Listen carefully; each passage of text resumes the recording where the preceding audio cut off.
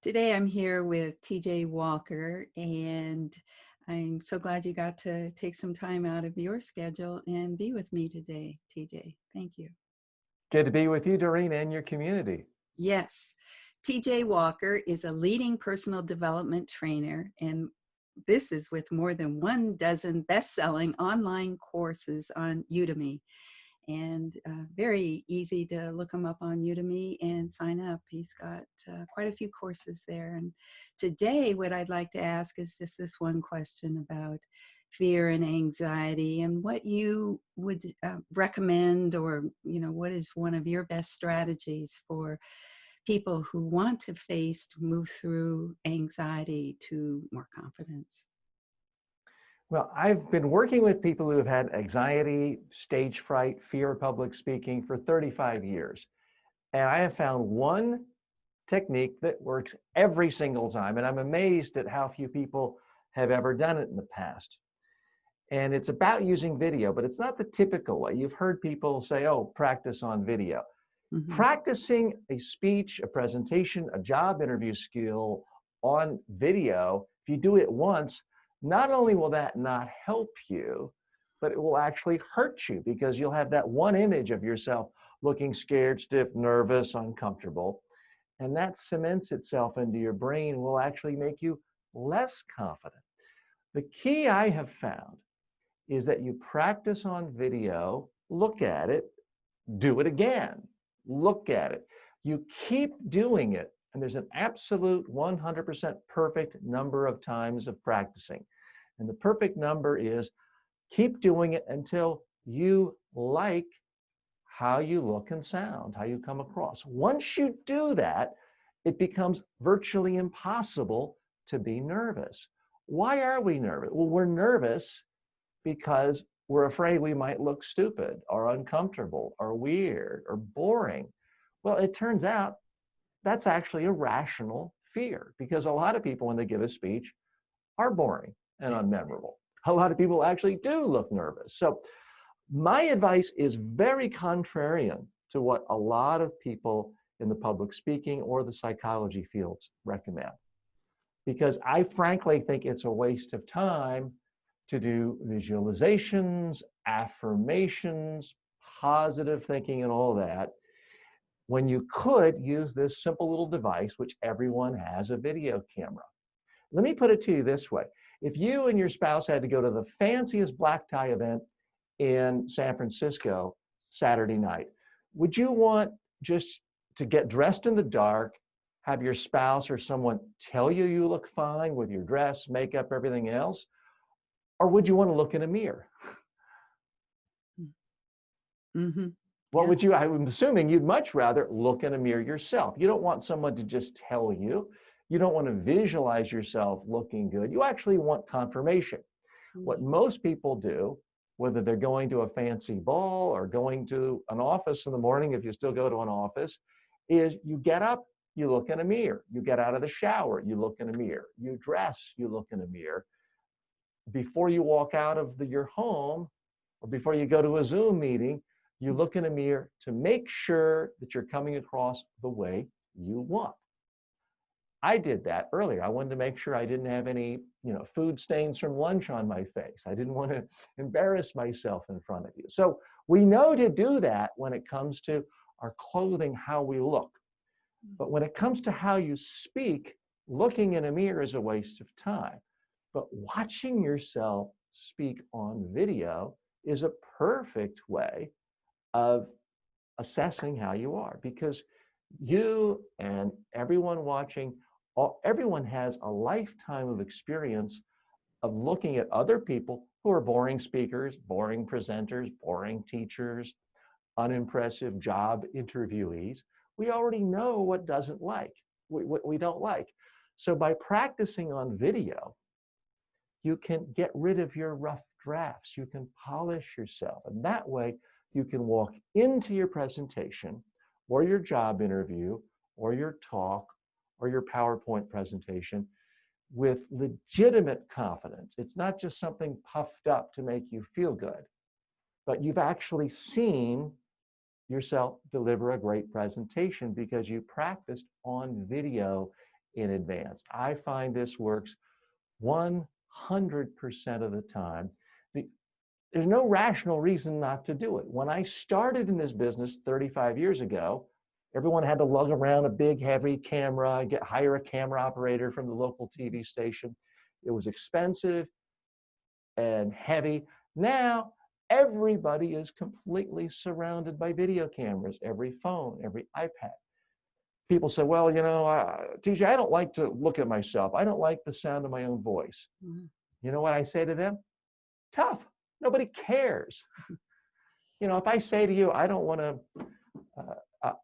like to look at my own writing, so I send you a cover letter to work for you, and it's filled with typos and spelling errors. Do you care that I don't like to look at my own writing? I think you would probably just take my resume and cover letter and throw it in the trash if I send you something filled with errors. It's exactly the same thing when it comes to giving a speech or a presentation. If you haven't watched your own speech, your own presentation, what you want to say in a job interview, then you are essentially throwing out your rough draft to the world. Well, why do we call it a rough draft? Because it's rough. Mm-hmm. So I actually think it's completely logical and rational to be fearful and lacking in confidence with any presentation you give if you didn't practice first on video. Yes. Wow. The recommendation is to practice. However, today what I'm getting from you is that there's a way in which you practice. You don't just, because they say practice, practice, practice, but it's not about just being on your own, remembering or memorizing the speech and rehearsing it. And that's kind of the practice. But this whole idea of being able to have the feedback and seeing yourself until you really see yourself. Until you really see, yes, that's the one. That's who I am. Yeah. And by the way, I would never, ever recommend to anyone to memorize a speech. Unless you're a Broadway actor, worst thing you could ever do is try to memorize a speech. Oh, yeah.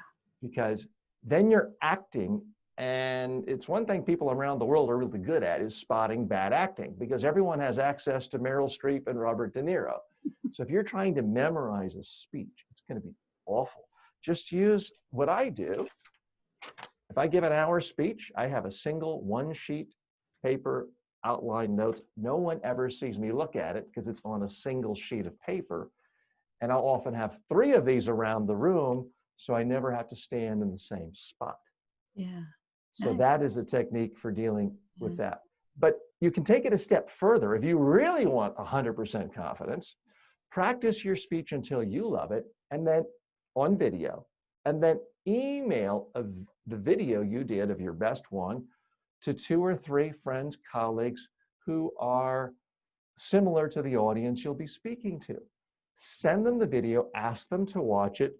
Don't say, well, what do you think? If they're your friends, they'll say, oh, you're great. That's not what you want to ask them. Ask them, what do you remember? What did I say? What do you remember? What stands out? I'll do that all the time. And whether it's a live speech afterwards, someone comes to me, or a video in advance. And if someone says, oh, TJ, you were just great, you were so engaging and dynamic and wonderful, if that's what they tell me, then I know my speech was a complete failure. If they can't tell me specific messages, specific stories that resonate with them, where they can throw it back in my face, then I know I failed. So it's extremely easy to test whether a presentation works or not, and whether you should have confidence on it. We test everything else.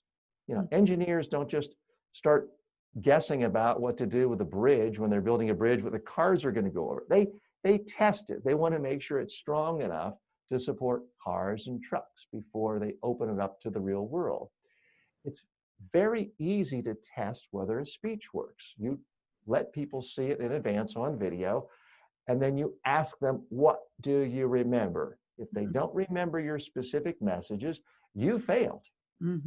It's a great test for your slides too if you're using PowerPoint. If they don't remember your slides, You now have evidence. It's completely worthless. Tear it up, throw it in the trash can, and start over again. Mm, yes.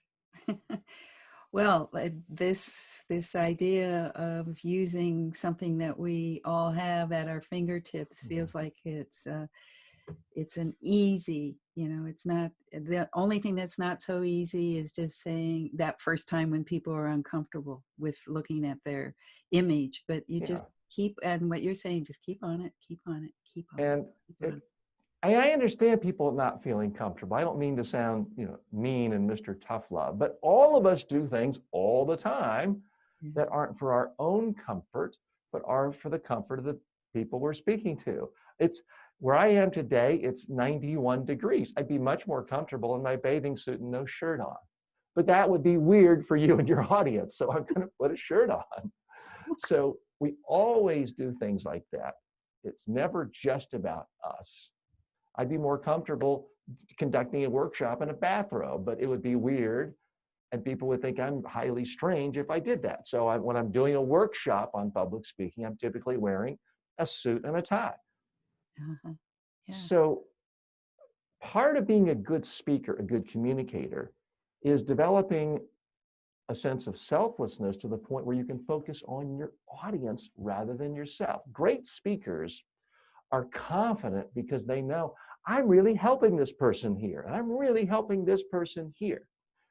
Bad speakers, nervous speakers, fearful speakers are typically not even focused on their audience. It's more like, oh, poor little me. How am I doing?